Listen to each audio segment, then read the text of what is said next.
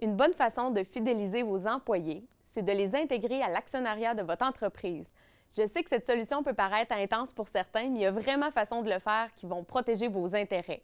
En gros, on met en place un régime d'options d'achat d'actions. Ce régime, ça fait quoi?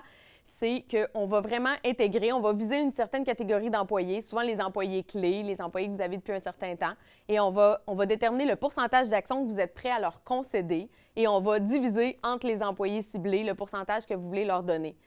Ce qui est super intéressant dans le côté fidélisation, c'est qu'on peut vraiment établir des objectifs pour que les employés aient droit à accéder à ce régime-là. Donc, en gros, ça peut être des objectifs de performance, des objectifs d'ancienneté, et on peut aussi moduler l'émission des actions à ces employés-là pendant une période de temps. Donc, encore là, pour les fidéliser, ça peut être à chaque 6 mois, ils ont droit à un certain pourcentage d'actions.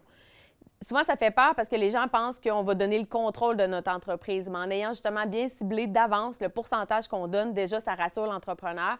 Mais aussi, on peut émettre des actions qui vont être non votantes.